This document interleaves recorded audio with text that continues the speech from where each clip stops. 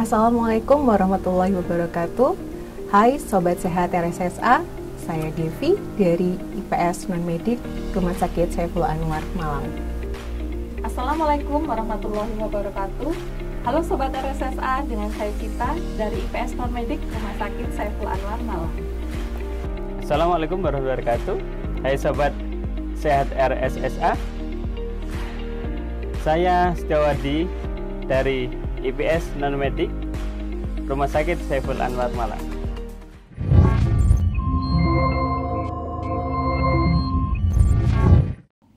Assalamualaikum warahmatullahi wabarakatuh. Hai Sobat Sehat RSSA, kembali lagi kita di OSKAP, obrolan seputar kesehatan kita bersama di studio PKRS RSSA bersama saya Devi. Di sini kali ini kita akan kedatangan tamu spesial dari instalasi pemeliharaan sarana non-medis. Di sini kita akan ngobrol-ngobrol nih, lebih dekat lagi untuk mengenal profesi pemelihara sarana dan prasarana non-medis yang ada di rumah sakit kita, Rumah Sakit Dr. Saiful Anwar. Bersama saya sudah hadir narasumber kita. Selamat datang Pak Tio, selamat datang Mbak Cita. Apa kabarnya hari ini? Alhamdulillah baik. Halo Sobat Sehat, salam sehat. Halo Sobat Sehat RSSA, salam sehat. Obrolan kita hari ini akan berbeda dengan tema-tema sebelumnya yang membahas masalah kesehatan ataupun hal-hal medis lainnya. Langsung saja mungkin bisa diceritakan Mbak Cita atau Pak Tio, apa sih IPS non-medik itu? Jadi IPS Non-Medik adalah instalasi yang bertanggung jawab untuk melaksanakan pemeliharaan sarana dan prasarana yang ada di rumah sakit. Nah, di sini kita ada 5 divisi Mbak Devi ya. Kita ada divisi bangunan, divisi workshop, divisi pendingin, divisi listrik, dan divisi peralatan non-medik. Nah, di sini kita didukung oleh 29 orang staf yang terdiri dari 24 orang teknisi dan 5 orang tenaga administrasi. Untuk tiap divisi itu tadi pasti punya fungsi dan peran masing-masing tentunya. Bisa tolong dijelaskan Mbak Cita, itu seperti apa gitu, lebih detail lagi. Baik Mbak Devi, di sini akan saya jelaskan secara garis besarnya dulu ya. Yang pertama kita ada divisi sarana atau bangunan. Di sini kita bertugas untuk pemeliharaan bangunan gedung, perbaikan di ruang pelayanan yang berhubungan dengan bangunan gedung. Contohnya perbaikan dinding, lantai, atap, dan lain-lain. Yang kedua, kita ada divisi workshop. Di sini bertanggung jawab dan bertugas untuk pemeliharaan mebeler dari bahan-bahan kayu maupun bahan metal. Contohnya lemari, pagar, dan lain-lain. Dan yang ketiga, kita ada divisi pendingin. Di sini divisi pendingin bertanggung jawab serta bertugas untuk memelihara pendingin yang ada di seluruh rumah sakit Saiful Anwar. Contohnya kulkas, AC, chiller, dan exhaust. Yang keempat, kita ada listrik, yaitu divisi ini bertanggung jawab atas pemeliharaan keandalan listrik, perbaikan yang berhubungan dengan kelistrikan di rumah sakit. Jadi teman-teman listrik akan memaksimalkan listrik yang kita punya untuk mensupport kegiatan pelayanan di rumah sakit. Dan yang terakhir kita ada divisi peralatan non-medik. Nah, di sini divisi ini bertugas untuk bertanggung jawab untuk pemeliharaan dan perbaikan semua alat-alat non-medis. Contohnya, kita punya boiler, kita punya genset, kita punya scrubbing. Itu semua masuk dalam kategori peralatan non-medik. Tentang kegiatan pemeliharaan dan perbaikan itu tadi semua, prosesnya seperti apa? Apakah itu inisiatif dari teman-teman teknisi atau mungkin ada laporan dari masing-masing user? Monggo bisa dijelaskan. Untuk kegiatan-kegiatan yang bersifat pemeliharaan itu pastinya sudah kita jadwalkan sebelumnya Mbak Devi. Apalagi dengan kondisi bangunan rumah sakit kita ini yang sudah berusia puluhan tahun, pastinya membutuhkan perawatan berkala. Misalnya untuk pemeliharaan dinding-dinding, kita jadwalkan rutin pengecatannya, bergiliran untuk setiap satuan kerja. Dan mungkin kita juga menerima laporan dari masing-masing satuan kerja untuk perbaikan-perbaikan di areanya masing-masing. Misalkan ada keramik pecah atau kebocoran. Nah, untuk pemenuhan ruang pelayanan yang terus berkembang, kita juga harus mensupport. Perlu adanya renovasi maupun penambahan ruangan terkait dengan peningkatan pelayanan, itu pun bisa dan harus kita akomodir. Nah, untuk mengakomodir seluruh permintaan dari setiap satuan kerja, kita juga dibantu oleh tenaga harian lepas yang berjumlah 30 orang. Nah, tidak jarang juga kita juga dibantu oleh penyedia jasa atau pihak tiga sesuai dengan ketentuan yang berlaku. Karena dengan luasnya Rumah Sakit Saiful Anwar ini, banyaknya bangunan yang harus disiapkan dan dengan permintaan serta kebutuhan yang hampir bersamaan dari unit-unit, butuh cepat dan lain sebagainya, kami tetap berupaya dan memaksimalkan sumber-sumber lain yang ada dengan di bawah supervisi dari instalasi kami untuk menunjang keberlangsungan pelayanan di rumah sakit ini. Banyak juga ya Mbak, kegiatan pemeliharaan maupun perbaikan dari sarana. Itu baru dari sarana. Bagaimana dengan kegiatan di prasarana untuk menunjang pelayanan di Rumah Sakit Saiful Anwar ini? Baik Mbak Devi, untuk dari prasarana saya akan coba bantu jawab satu, nanti untuk sisanya akan dijelaskan oleh Pak Tio. Untuk dari pertama yaitu dari workshop. Jadi di workshop kami melayani perbaikan-perbaikan peralatan mebeler dari bahan besi atau aluminium serta dari bahan kayu. Contohnya seperti kursi, almari, pagar, ataupun peralatan penunjang medis lain yang perlu pengelasan dan pengecatan. Misal, jika ada permintaan perbaikan kursi maupun bed pasien, kita juga bisa mengakomodir permintaan ini. Ya, benar sekali Mbak Devi.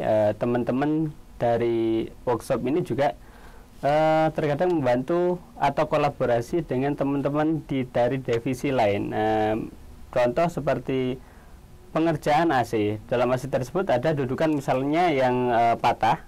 Ini teman-teman workshop akan juga ikut serta action dalam penyambungan bracket tersebut. Selain itu juga ada di divisi lain seperti peralatan, ada contoh semisal ada pipa boiler. Ini juga teman-teman juga ikut serta kolaborasi action menyambung pipa atau menambal pipa bocor tersebut.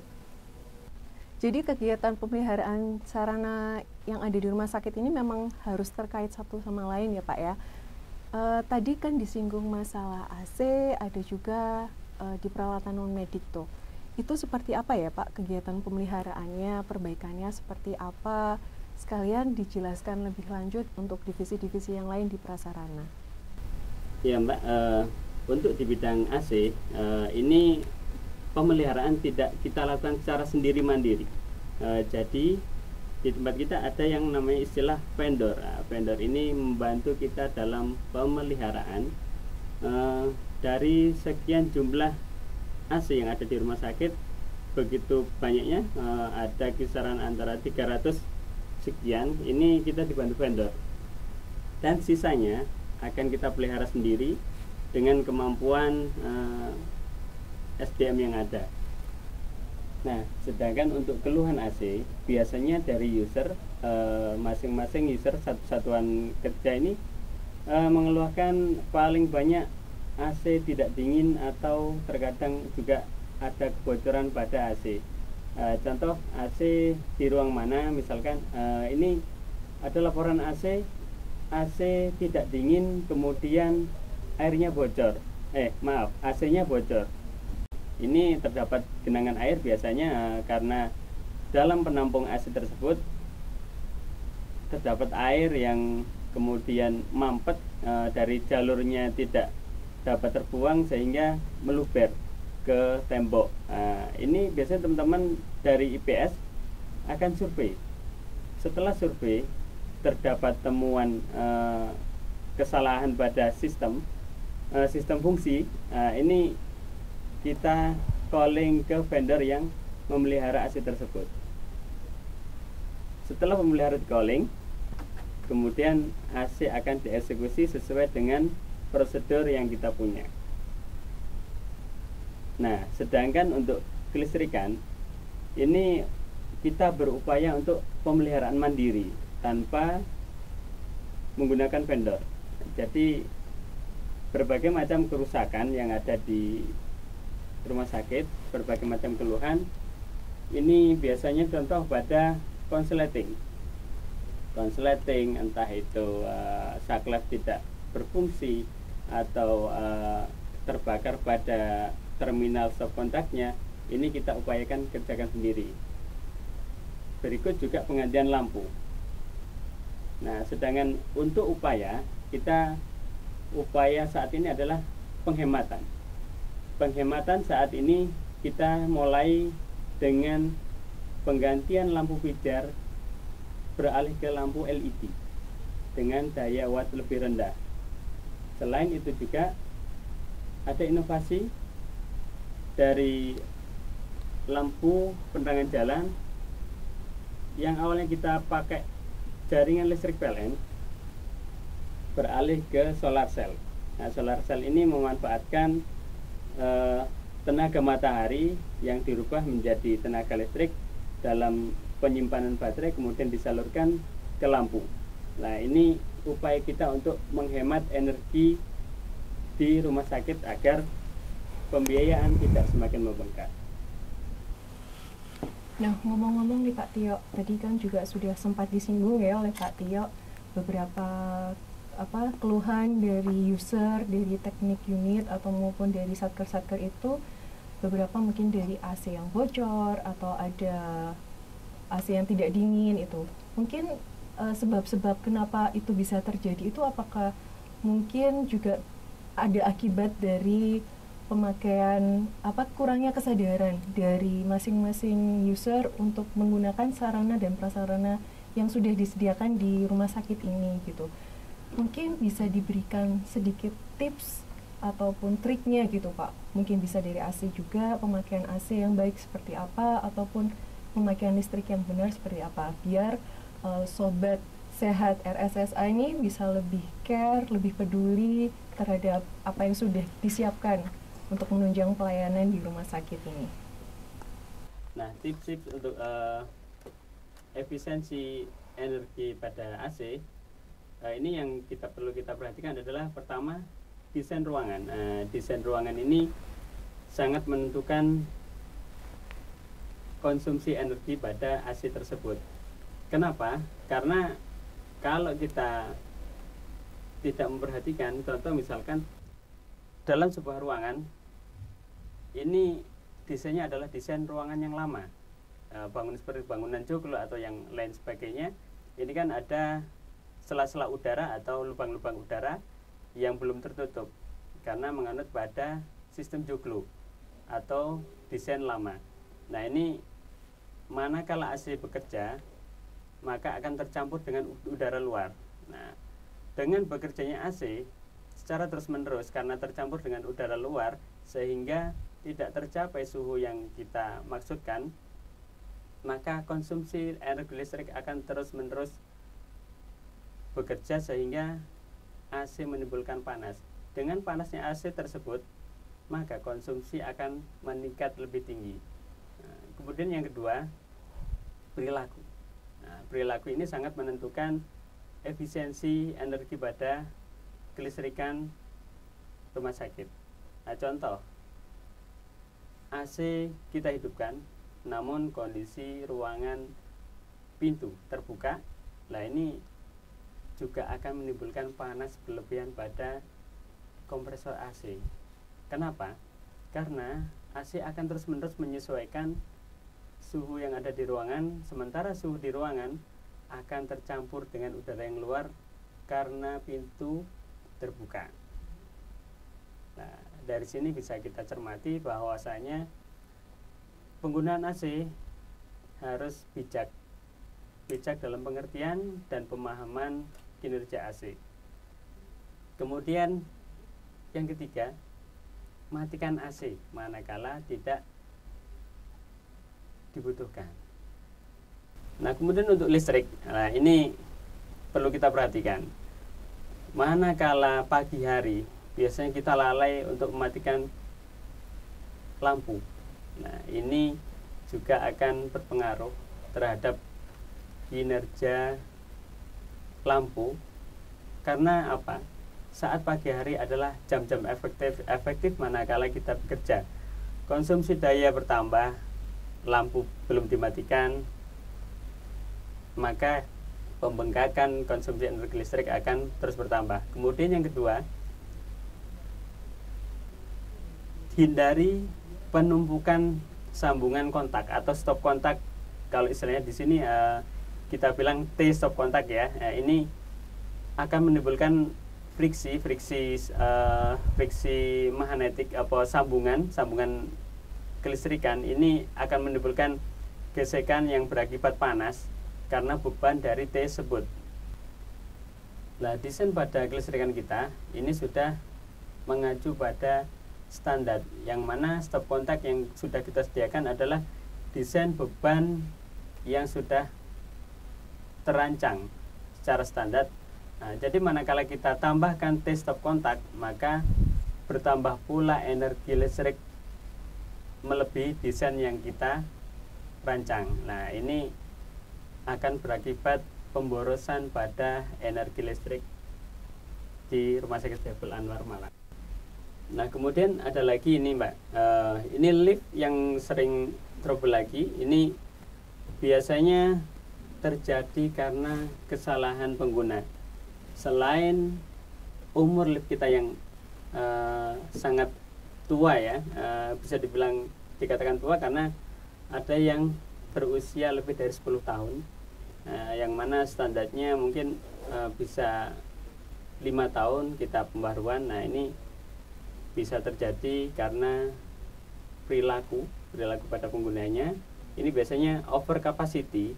Ini bisa mengakibatkan error sistem pada sistem lift. Nah, kemudian ada juga akibat dari sensor pintu yang tertabrak oleh berangkat yang untuk penggunaan pasien.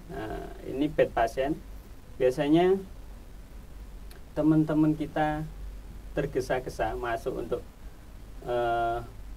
menjangkau waktu yang sudah ditargetkan, ini tanpa memperhatikan posisi pintu atau berangkat. Ini begitu saja masuk, kemudian tertabraklah sebuah sensor dalam pintu lift. Nah, ini mengakibatkan trouble. Akhirnya ada keluhan dari entah itu satpam atau satuan kerja yang ada di lantai tersebut, kemudian lapor ke kita. Nah, ini kita biasanya action menanggulangi permasalahan tersebut. Nah, manakala kerusakan itu melebihi dari kemampuan kita libatkan vendor pemelihara. Permasalahan tersebut biasanya mengakibatkan lift macet. Akhirnya apa? Pengguna akan terjebak dalam lift tersebut. Seringkali terjadi over capacity, dipaksakan, akhirnya pengguna terjebak dalam lift. Nah, teman-teman, sobat dari RSSA, misalkan nih terjadi terjebak dalam lift, saya punya tips dan trik nih biar teman-teman tuh apa sih yang harus dilakukan kalau kita terjebak. Nah, langkah pertama yang pasti adalah untuk tidak panik. Di sini kita dibutuhkan supaya kita bisa berpikir rasional apa yang akan kita lakukan selanjutnya. Nah, setelah itu kita bisa melihat di dalam tombol lift itu ada fungsi call atau nomor call center yang bisa dihubungi. Setelah memencet tombol call atau menghubungi call center, teman-teman lebih baik untuk berdiam, menunggu, dan tidak panik supaya tidak menimbulkan apa ya Pak? Rasa was-was iya, atau rasa was-was ya kepanikan yang berlebihan lah. Iya, akhirnya mengakibatkan tindakan yang tidak semestinya. Iya. Nah, nanti kita ada tim dari IPS non-medik, kita akan langsung respon terkait kasus terjebak dalam lift. Itu respon time kita cepat ya Pak ya? Kira-kira berapa lama ya Pak? Untuk respon time yang biasa kita lakukan adalah 5 menit setelah calling. Ya, jadi teman-teman bisa menunggu paling lama 5 menit. Kita akan ada teman-teman yang untuk membuka pintu lift secara manual dari luar. Itu teman-teman. Nah, itu tadi ada tips yang paling penting itu. Menurut saya tuh penting banget ya, karena memang kita nggak tahu kondisi di rumah sakit ini seperti apa, sarana yang kita pakai itu apakah tidak mungkin 100% itu bisa handal ya Pak Tio ya dan Mbak Cita. Itu harus kita perhatikan, jangan panik, dan hubungi nomor yang ada di lift itu tadi ya. Tadi sudah dijelaskan juga oleh teman-teman ini semua apa aja yang sudah dilakukan teman-teman IPS non-medik untuk membantu kita memelihara dan merawat sarana dan prasarana yang dimiliki oleh Rumah Sakit Saiful Anwar ini. Tentunya itu juga dilakukan oleh teman-teman ini untuk mendukung kegiatan pelayanan medis yang ada di rumah sakit ini, juga berfungsi atau sebagai salah satu faktor pendukung untuk menjadi syarat level level akreditasi nanti. Mungkin satu lagi nih, ini kan rekan-rekan teman-teman IPS ini kan bekerjanya di rumah sakit ya Pak Tio dan Mbak Cita. Kita bekerja itu berdampingan dengan area pelayanan, di mana itu berhubungan dengan pasien yang kita tidak tahu tuh sakitnya berbagai macam, ada bakteri, virus, dan lain sebagainya. Apakah teman-teman ini sudah dilengkapi perlindungan yang baik dan memadai untuk agar teman-teman ini datang sehat, pulang juga sehat dan aman, seperti itu? Monggo. Baik Mbak Devi, di sini akan saya bantu jawab. Pastinya dari kita IPS non-medik sendiri sudah menerapkan standarisasi diatur dalam K3, yaitu upaya untuk menciptakan kerja yang aman, sehat, sehingga dapat mengurangi atau bebas dari kecelakaan akibat kerja dan penyakit akibat kerja, dan pada akhirnya dapat meningkatkan efisiensi dan produktivitas kerja. Kecelakaan kerja bisa menimpa siapa saja. Faktor penyebabnya bisa karena jenis pekerjaannya yang membahayakan atau metode kerja yang dilakukan tidak sesuai. Nah, faktor lain yaitu lingkungan kerja yang tidak aman atau keteledoran pegawai, dan yang terakhir tidak menggunakan APD. Nah, kami mewajibkan para pekerja kami, teknisi, THL ataupun siapapun untuk memakai APD, yaitu masker, sepatu, sarung tangan, helm, Google, dan earplug. Satu hal lagi yang sebagai kita masyarakat di rumah sakit ini yang bisa kita lakukan untuk mendukung apa yang sudah kita punya sarana dan prasarana yang ada di rumah sakit ini adalah kita harus lebih peduli dan bijak dalam menggunakan sarana dan prasarana yang ada di rumah sakit ini. Baik, terima kasih Pak Tio, terima kasih Mbak Cita atas waktu dan pengetahuannya untuk Sobat Sehat RSSA semua. Semoga informasi tadi dan semua tips-tips yang disampaikan oleh beliau berdua ini bisa bermanfaat untuk Sobat Sehat RSSA, bahkan untuk kita semua yang ada di sini. Baik, demikian. Terima kasih. Itu saja dari saya. Salam sehat. Wassalamualaikum warahmatullahi wabarakatuh.